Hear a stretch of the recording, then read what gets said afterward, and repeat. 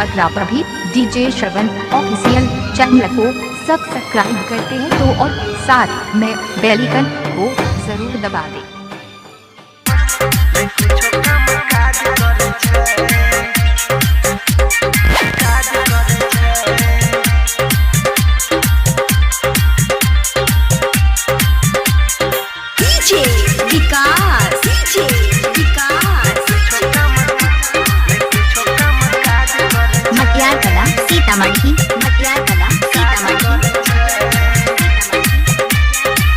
ये सखी जब से भेल ही लॉकडाउन में कुछ काम काज करे छे।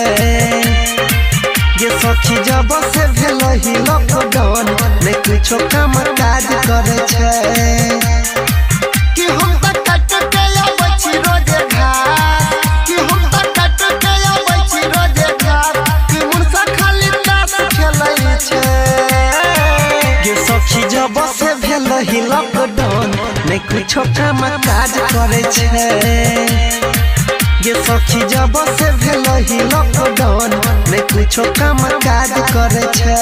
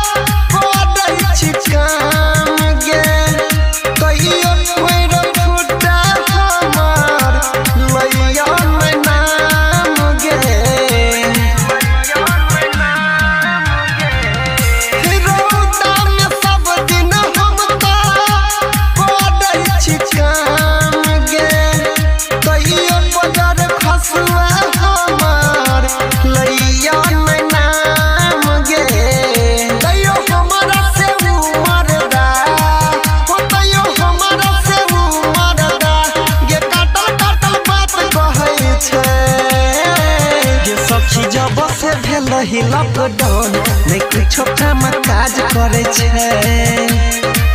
ये सखी जब से भेल ही लॉकडाउन में कुछ काम काज करे छे।